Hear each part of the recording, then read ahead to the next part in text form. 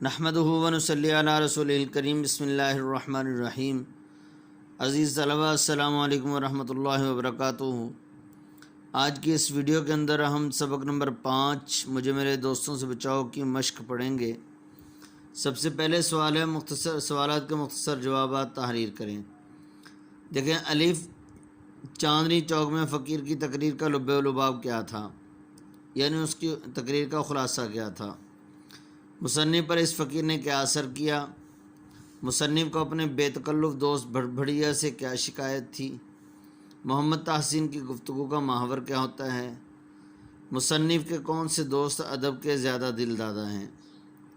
تو پہلا سوال، چاندنی چوک میں فقیر کی تقریر کا لب لباب کیا تھا؟ اس کا جواب دیکھیں۔ چاندنی چوک میں فقیر کی تقریر کا لب لباب یہ تھا: اے بھائی مسلمانوں، خدا کے لیے مجھ بد نصیب کا حال سنو۔ میں آفت کا مارا 7 بچوں کا باپ ہوں، اب روٹیوں کا محتاج ہوں اور اپنی مصیبت ایک ایک سے کہتا ہوں۔ میں بھیک نہیں مانگتا، میں یہ چاہتا ہوں کہ اپنے وطن چلا جاؤں، مگر کوئی خدا کا پیارا مجھے گھر بھی نہیں پہنچاتا۔ بھائی مسلمانوں، میں غریب الوطن ہوں، میرا کوئی دوست نہیں، ہائے میرا کوئی دوست نہیں۔ اسی سوال کا جواب اگر آپ کتاب سے نشان لگانا چاہیں تو کتاب سے بھی دیکھ لیجئے۔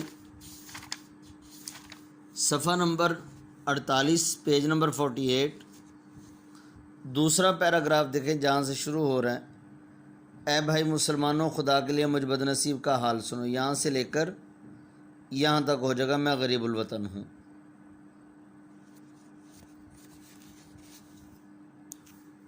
جی دوسرا سوال دیکھیں، مصنف پر اس فقیر نے کیا اثر کیا؟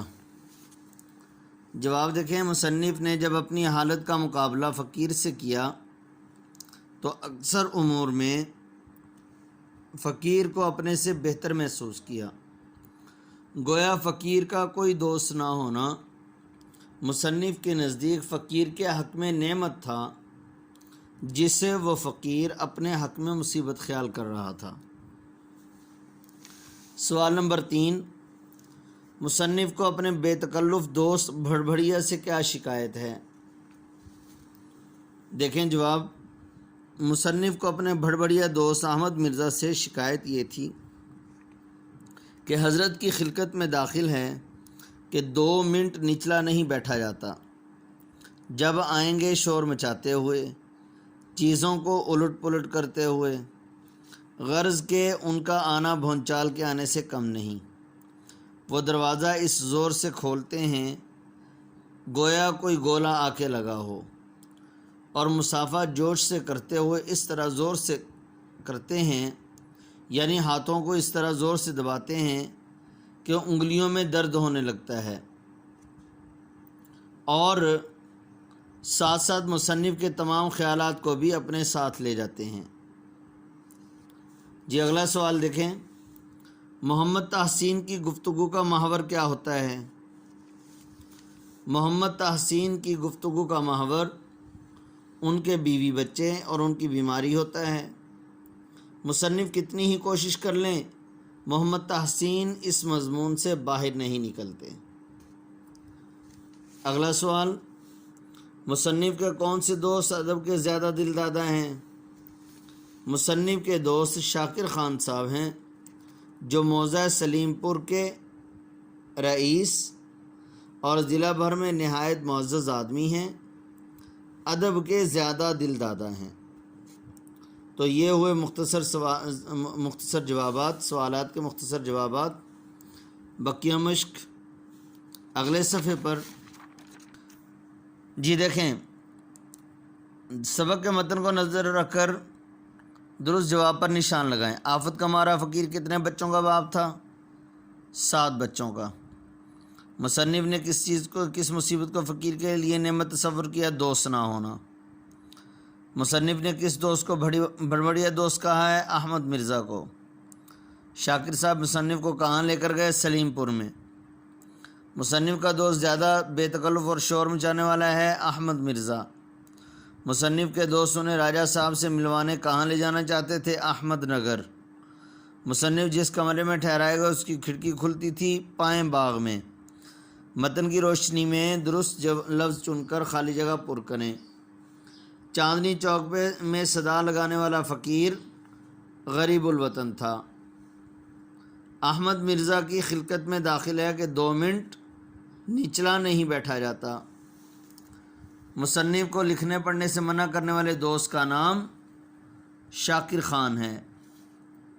احمد نگر کے رئیس کا نام طالب علی ہے۔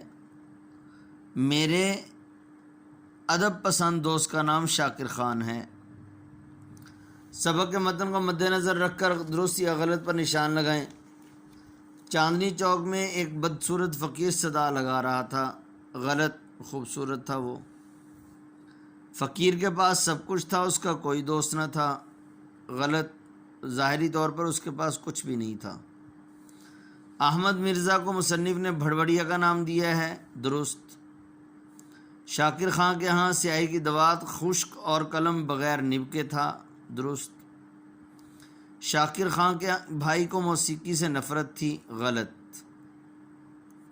اگلا سوال ہے، سیاق و سباق کے حوالے سے مندرجہ ذیل اقتباسات کی تشریح کیجیے۔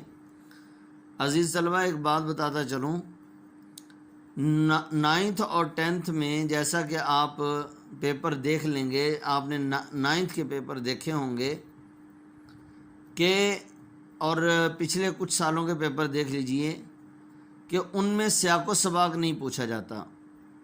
حوالہ متن کی تشریح میں جو ہے وہ 3 چیزیں پوچھی جاتی ہیں: سبق اور مصنف کا نام، خط کشیدہ الفاظ کے معنی، اور پیراگراف کی تشریح، نثر پارے کی تشریح۔ سیاق و سباق کی تشریح نہیں ہوتی۔ سوال نمبر 6، اس سبق کا خلاصہ اپنے الفاظ میں لکھیے۔ سوال نمبر 7، مندرجہ ذیل تراکیب اور محاورات کو اپنے الفاظ میں استعمال کیجیے۔ جیسا کہ پہلے بھی بتا چکا ہوں کہ الفاظ کو جملوں میں استعمال یہ پیپر میں نہیں آتا، لہٰذا میں آپ کو ان کے معنی بتا دیتا ہوں لفظ با لفظ، ایک ایک لفظ کے ساتھ، ہر ایک حرف کے ساتھ۔ یہ بھی ٹھیک ہے۔ نحیف و نزار، کمزور، زندگی دوبھر ہونا، مشکل ہونا، نچلا نہ بیٹھنا، سکون سے نہ بیٹھنا، آرام نہ کرنا، کلیجے پر پتھر رکھنا، صبر کرنا، برداشت کرنا، شایان شان، شان کے مطابق، ماتھا ٹھنکنا، فکر لاحق ہونا۔ رطب اللسان کا معنی، اصل معنی ہے زبان کو تر و تازہ کرنا، لیکن یہاں پر چونکہ سبق میں ہم نے اس کا معنی کیا تعریف کرنا، تو یہاں بھی تعریف کرنا کریں گے۔ باقی جملہ اسمیہ اور جملہ فعلیہ کی ترکیب نحوی تو یہ انشاءاللہ العزیز آپ کو گرامر کے حصے میں پڑھاؤں گا۔ اور تو اس ویڈیو کے اندر یاد کرنے کی جو چیزیں ہیں وہ یہ جو MCQs ہیں اور یہ خالی جگہ اور اس کے ساتھ الفاظ کے معنی اور مختصر جوابات، تو یہ تمام کی تمام چیزیں آپ لوگوں نے اچھی طرح سے یاد کرنی ہیں۔ السلام علیکم ورحمۃ اللہ وبرکاتہ۔